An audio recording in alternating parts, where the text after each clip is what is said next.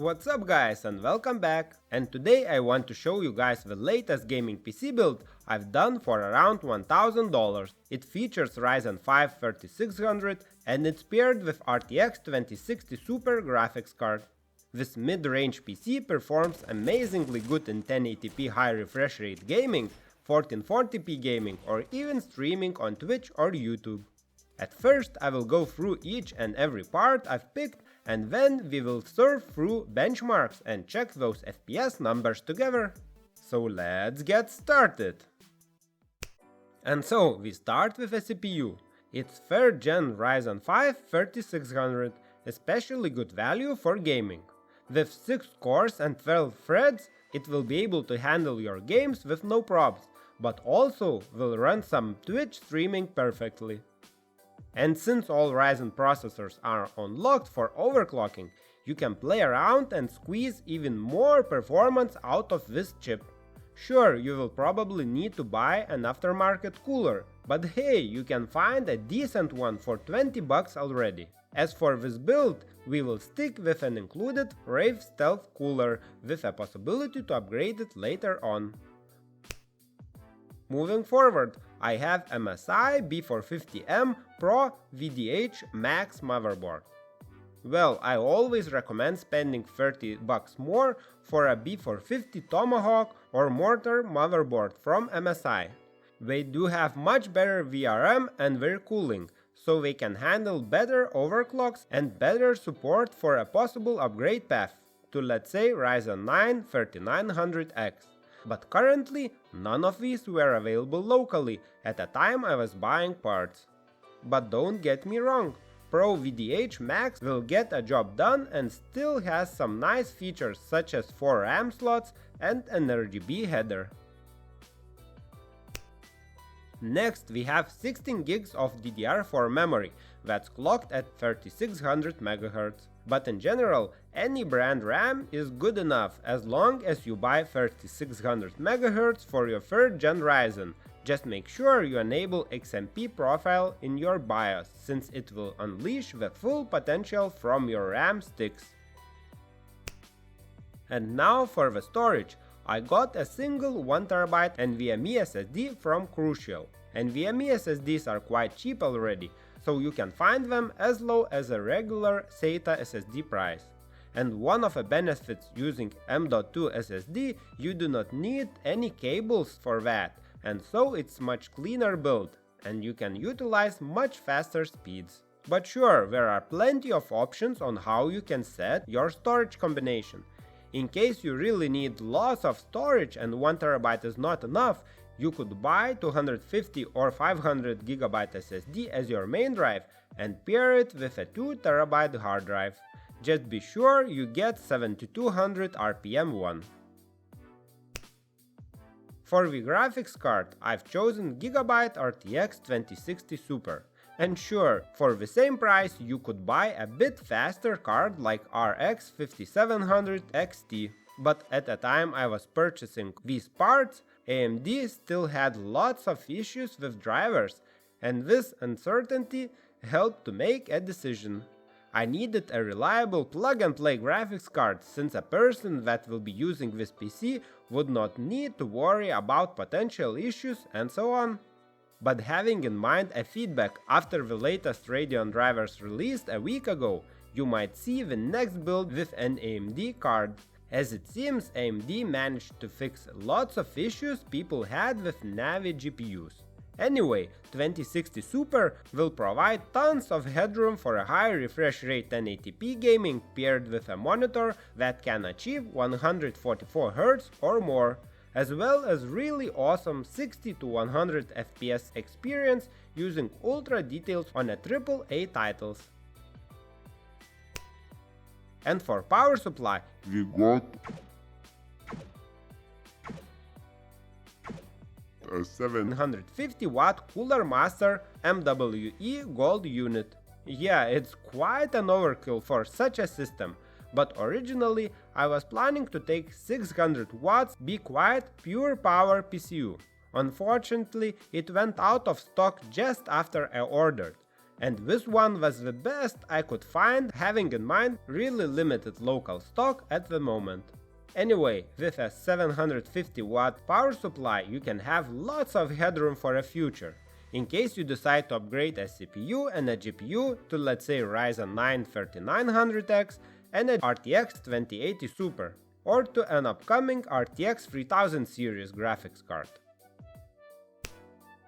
Since we will be using M80X motherboard, I've gone for a smaller, nice looking M80X case as well. It's none other than Q300L from a Cooler Master. It's a budget PC case for around $45 US.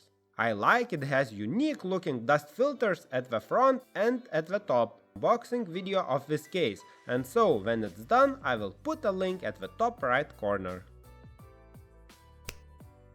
And the last component before I start building is a PC cooler Halo RGB fans. I know you can stick with one included rear case fan, but I always recommend having at least 2 fans. Well, I've added a bit more than that, just to ensure there is enough airflow during a long gaming sessions, and well, 5 fans look way better than 2. I use the same fans in my personal rig, and they are really good for the price. So all of that comes out to $1,032 US. Keep in mind, prices tend to change, so you might see different ones as it depends when you watch my video. But in case of a doubt which part to choose, you can always post a comment below and I will gladly suggest a few alternatives you can go for. Anyway, I will put links in the description below.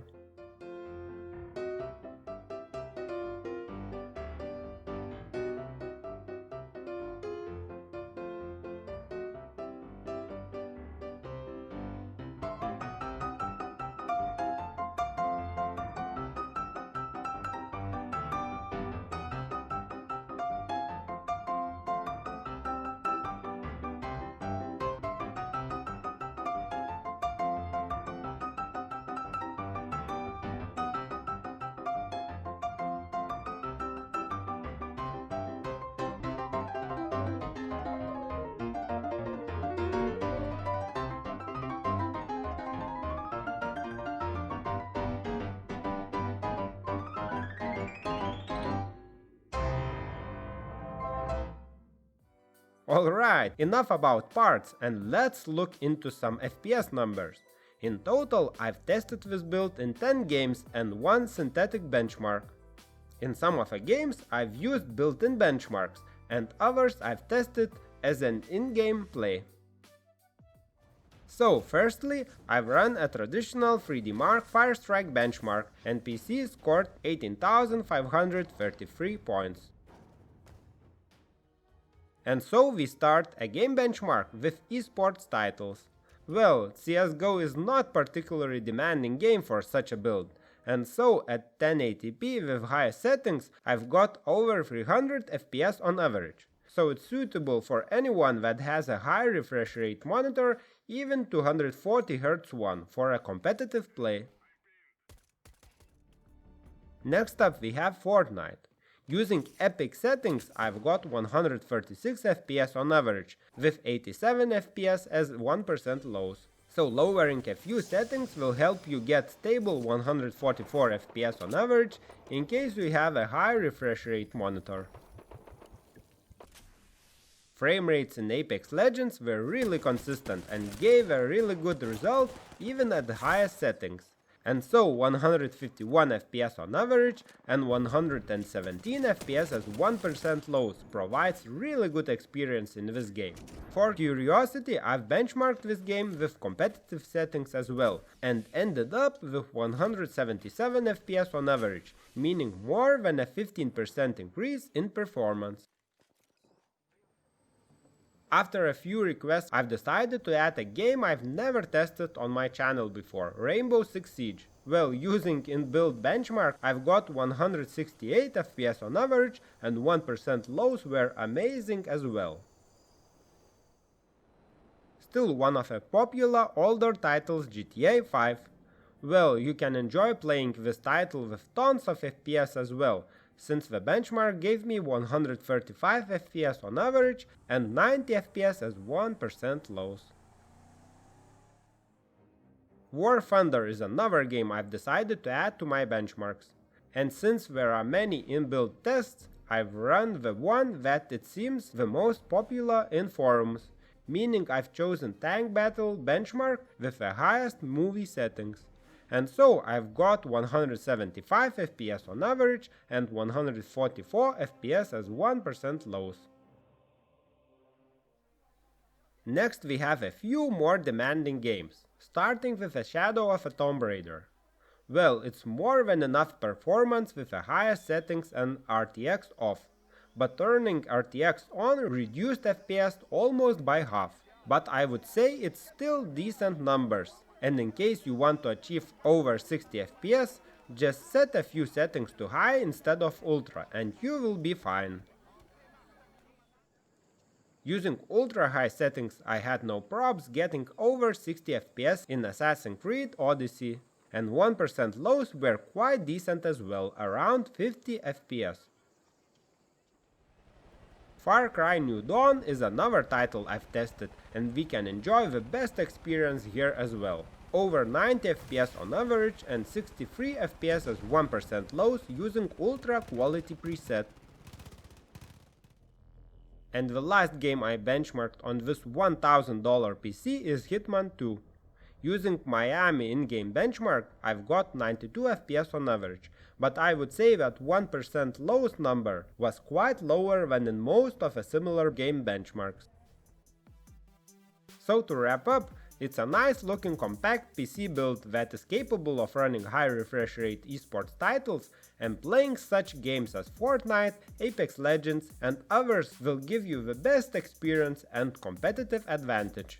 As well as this build provides a nice experience even on the most demanding AAA titles like Assassin's Creed Odyssey or Shadow of a Tomb Raider, even with RTX enabled. That's it for today's PC build video. Thank you so much for watching, and if you enjoyed this build, do not forget to like it and subscribe, since you will help to bring even more builds to this channel. And see you soon!